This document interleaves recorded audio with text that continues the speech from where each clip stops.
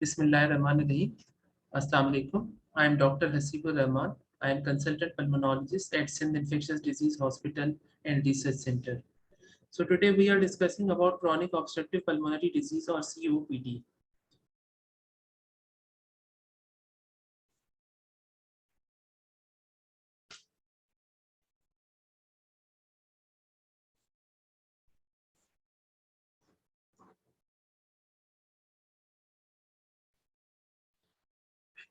Definition. Chronic obstructive pulmonary disease is a common preventable and treatable disease that is characterized by persistent respiratory symptoms and airflow limitation that is due to airway and or alveolar abnormalities usually caused by significant exposure to noxious particles or gases. The most common respiratory symptom or clinical feature you can say that is dyspnea, chronic cough, and sputum production. These symptoms may be underreported by the patients. The main risk factor for COPD is tobacco smoking, but other environmental exposures such as biomass fuel exposure and air pollution may contribute to the disease. Besides exposures, host factors predispose individuals to develop COPD. These include genetic abnormalities, abnormal lung development, and accelerated aging. For example, if a patient is having alpha-1 antitrypsin deficiency due to a gene defect, that will lead to emphysema and ultimately COPD. So that is a heritable form of chronic obstructive pulmonary disease, and that onset of that COPD is at early ages like third and fourth decade, and prognosis is poor. Though nowadays the augmentation therapies are there, but they have very limited role. COPD may be punctuated by periods of acute worsening of respiratory symptoms called exacerbations. In most patients, COPD is associated with significant comorbid condition that will contribute to significant morbidity and mortality. Factors that influence disease progression. Basically, as the age advances, so there's a physiologic decline in the lung functions of 30 ml per hour per year, but in patient with COPD, that decline is more exaggerated, that occurs at 60 to 90 ml per year. So with the advancing age, the COPD got worsened. Different genetic factors do play a role for development of COPD. For example, we have already discussed like alpha-1 antitrypsin deficiency. So genetic factors are also important for the progression of the disease. Lung growth and development. People with repeated infection at the pediatric age will lead to impairment of lung growth and are at high risk of development of COPD, and that has a poor prognosis as well. Exposure to particles, as already discussed, like biomass exposure or smoking or environmental pollutants may lead to progression of the disease, ongoing exposure. Socioeconomic status. Low socioeconomic group has a poor access to the healthcare facilities, so poor treatment options for them that will lead to unchecked disease progression. Asthma and hyperreactivities, airway hyperreactivity, basically this is a asthma COPD overlap syndrome. These sort of patients have variable airflow limitation at variable times. So this will cause repeated exacerbation and accelerated decline in lung function, leading to progression of the disease. Chronic bronchitis is basically a phenotype of a COPD that is associated with chronic cough and chronic sputum production for consecutive 2 years and 2 months in each year, respectively. So basically that is also associated with a accelerated decline in the lung functions. Repeated infection, of course, every infection lead to a massive decline in the lung functions and exacerbation that has a poor prognostic significance. So where to suspect COPD? For the diagnosis of COPD, first of all, detailed history is important. You have a chronic symptoms of shortness of breath, chronic cough, chronic sputum production. In the background of exposure to the risk factors like tobacco smoking, biomass exposure, environmental pollution exposures, or any infections in the past at the pediatric age group, especially TB and other repeated infections. So with the help of history, you can reach up to the provisional diagnosis, and spirometry is the gold standard for the diagnosis of chronic obstructive pulmonary disease in the background of a history and the exposure to the risk factors. So spirometry will show us, later on we'll discuss. So medical history is important, patients exposure to the risk factors, past medical history, family history of COPD or other chronic respiratory illness is very important, pattern of symptom development. Mostly COPD symptoms of COPD are chronic and they are progressive in nature.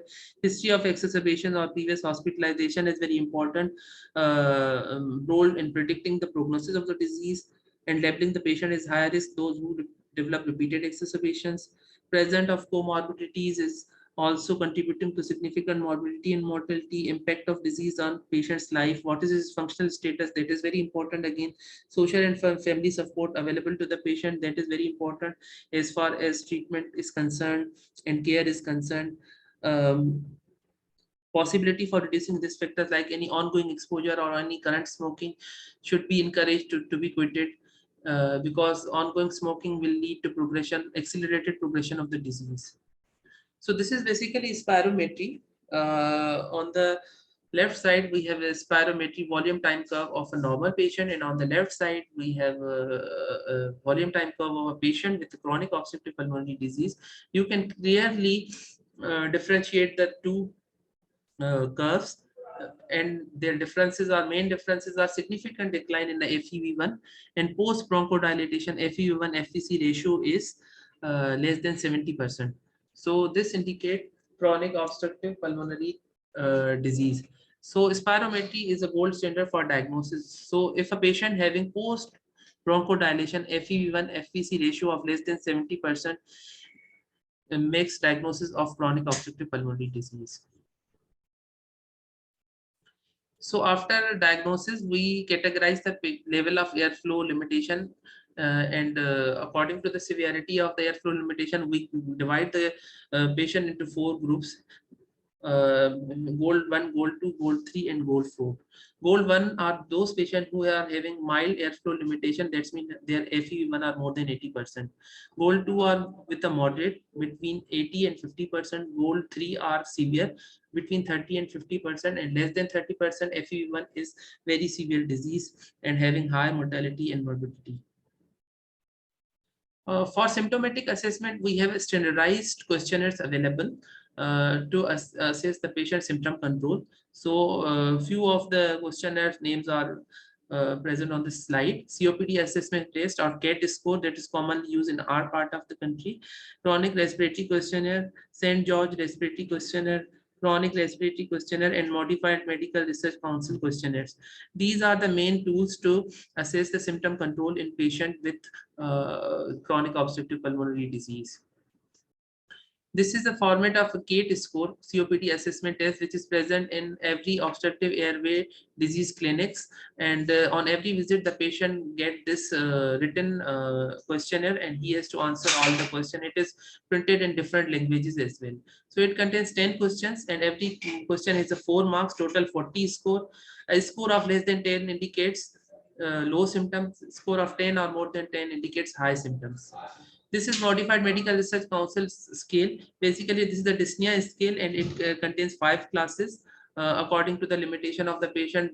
Class 0 is having mild symptoms or low symptoms, and class 4 is having a high symptoms or excessive functional limitation.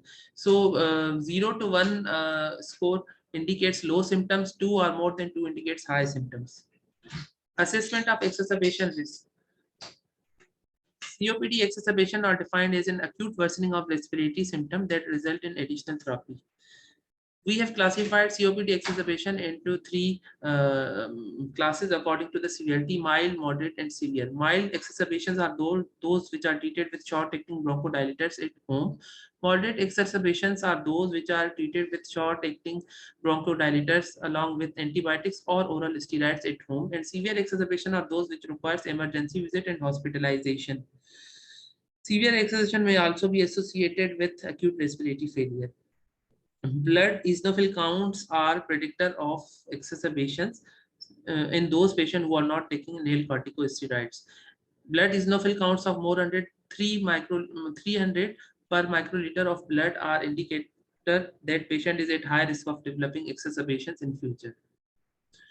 ABCD assessment tool is basically we are categorizing the patient into 4 classes for further assessment of the prognosis as well for treatment options. So group A is basically we consider 2 parameters. One is the symptom control and other is the history of exacerbation in past. 2 mild to moderate exacerbations or 1 hospitalization are considered as a high risk patient.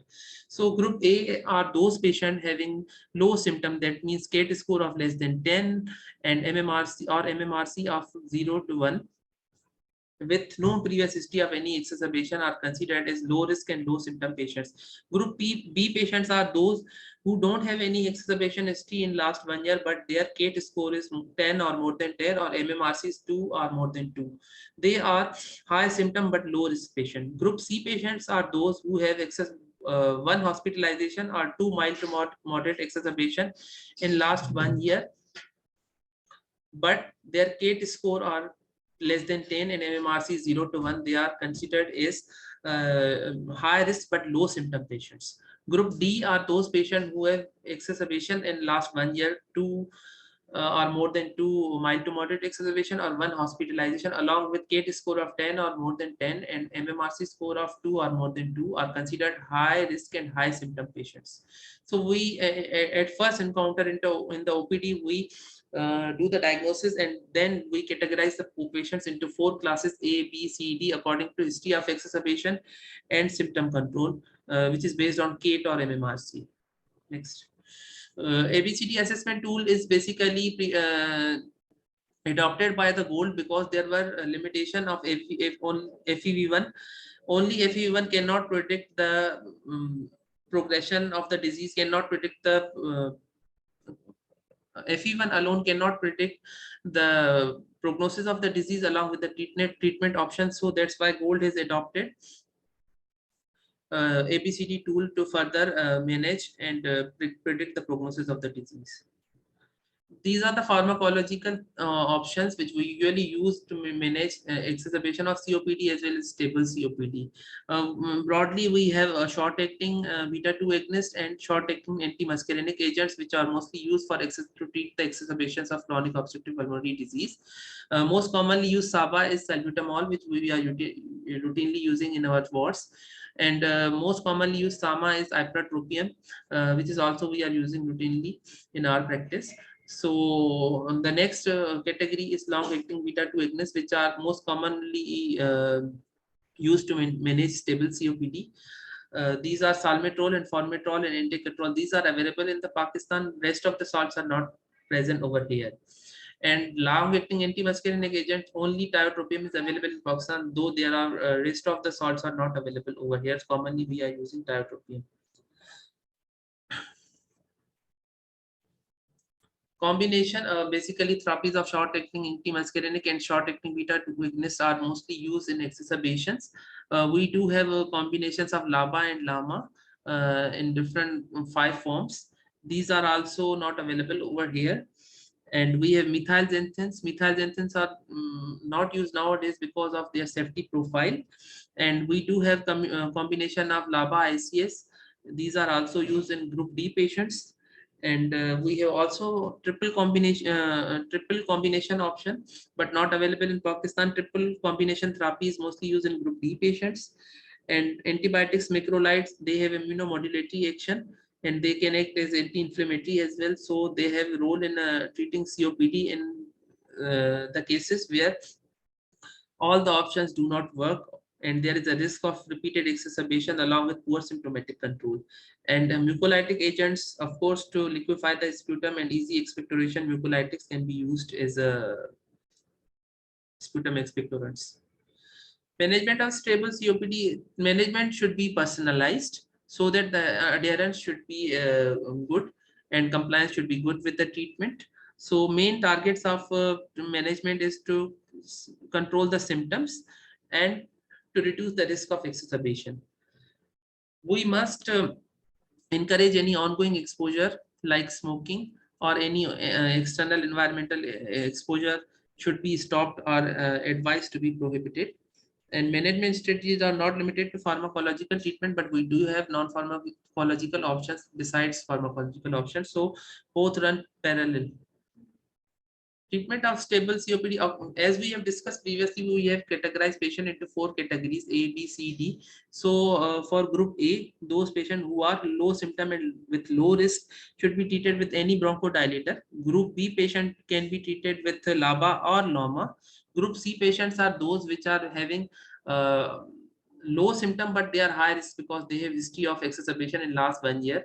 So they should be treated with LAMA. LAMA is superior than LABA in preventing the exacerbation. So LAMA is a drug of choice in group C patient. And group D patient, we can use combination therapy with LABA, LAMA, LABA, ICS and LABA, LAMA, ICS or a macrolide.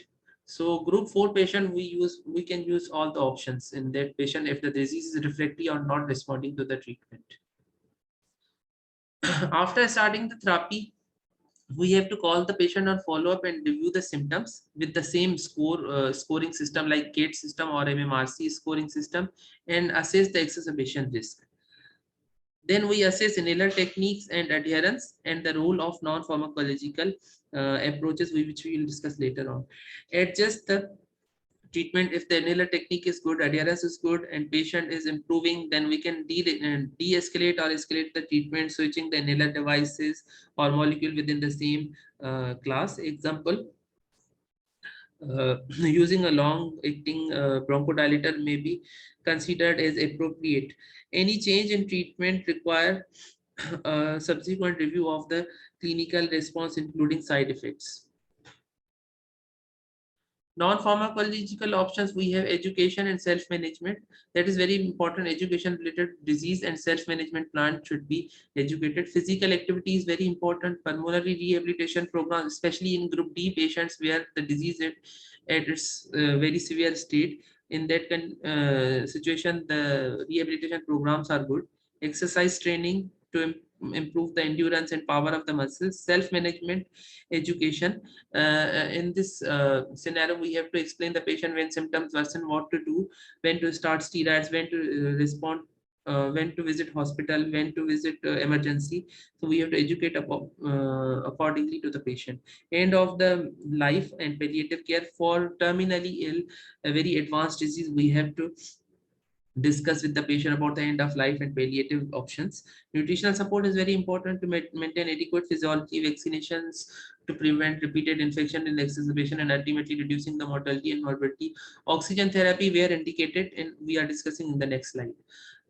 Again, oxygen therapy is indicated in those patients whose PO2 is less than 50, less than 55, or PO2 is less than 60 with symptoms or any signs of cor pulmonale or right-sided pulmonary hypertension or secondary polycythemia.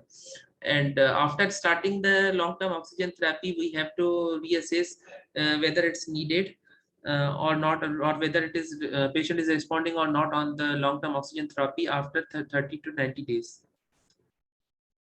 Management of exacerbation. COPD exacerbation are classified as any acute COPD is defined as any acute worsening in the symptom that result in additional therapy. We have already discussed, and there are 3 categories: mild, moderate, and severe, as discussed previously.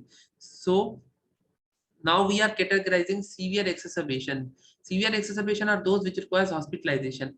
Severe exacerbation can be associated with no respiratory failure, respiratory rate 20 to 30 breaths per minute, no use of accessory respiratory muscle, no changes in mental status, hypoxemia improved with supplemental oxygen giving via venturi mask, that is 26 to 35% inspired oxygen FiO2. No increase in carbon dioxide, means there should be no hypercarbic respiratory failure or respiratory acidosis. So this is called severe exacerbation with no respiratory failure.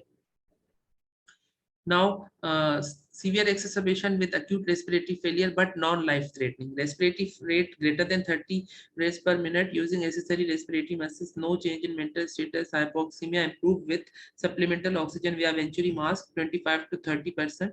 If I do, venturi mask is basically a mask that gives controlled oxygen. Hypercarbia, that means PaCO2 increase compared with the baseline, because these patients remain retainer and baseline PaCO2 remains higher. So if PCO2 is higher than the baseline values, or it is elevated up between 50 to 60 millimeter of mercury, and pH should be between 7.25 and 7.35. So these patients are candidate for admission in high dependency units, and NIV should be applied to them. NIV has a good response in COPD patients. So this is acute respiratory failure, life-threatening. These are the patients which require respiratory or medical ICU admissions, and they should be admitted directly to the ICUs, and they are candidate for invasive mechanical ventilation. In these patients, the following clinical signs are present: respiratory rate greater than 30 breaths per minute using necessary respiratory muscles, acute changes in mental status, hypoxemia not improved with the supplemental oxygen via venturi mask, are requiring FiO2 greater than 40%, hypercarbia, PaCO2 increase compared with the baseline or elevated greater than 60 millimeter of mercury, the presence of respiratory acidosis, pH less than 7.25, these are all indications for ICU admission as well as invasive mechanical ventilation. So basically, these are the indication for hospital admission. Patient having severe symptoms such as sudden worsening of dyspnea, or high respiratory rate, decreased oxygenations, confusion, uh, and drowsiness, acute respiratory failure, and we have onset of new clinical signs like cyanosis, pedal edema, and failure of response to the initial treatment at home, and presence of any comorbidity like heart failure, arrhythmias, and insufficient home support. So these all are the indication to admit the patient with the exacerbation having all those features.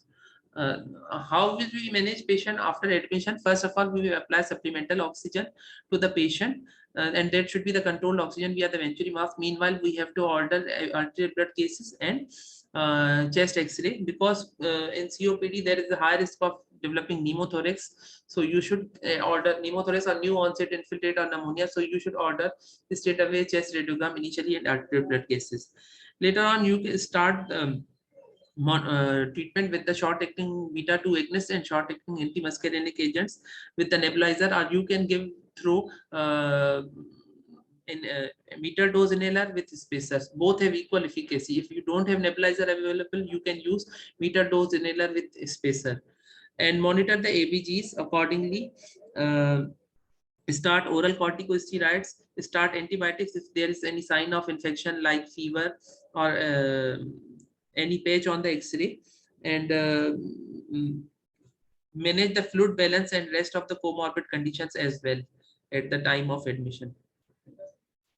Okay, basically this is a discharge criteria for patient with COPD. Review clinically the patient as well as his lab records, and check maintenance therapy, whether the maintenance therapy has been started or not, whether he is able to take maintenance therapy at home or not, and his understanding of the maintenance therapy. His inhaler technique should be checked at the before discharge, whether he is taking inhaler properly or not, and proper understanding we have already discussed, and patient should be advised oxygen therapy if indicated as discussed previously, and comorbidities.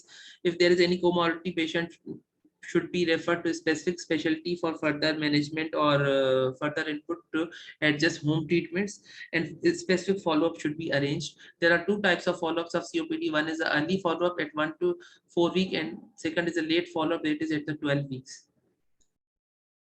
So COPD is mostly associated with comorbid conditions. So comorbid conditions do not affect the treatment of the COPD, and either is the case with the comorbid condition, their treatment should be continued side by side with the treatment of the COPD. Lung cancer is frequently associated in patient, with COPD. So any abnormal lesion on the chest radiogram should be further evaluated with CT scan chest and CT scan chest with contrast, because it's a common association with the COPD, and cardiovascular disease are also common in COPD patient and appropriately addressed, and if referral required to the cardiology department, then treatment should be taken from opinion from should be taken from them as well. So comorbid conditions are very important and should be assessed side by side with the COPD as well, because they are important causes of morbidity and mortality in patients with COPD. Thank you.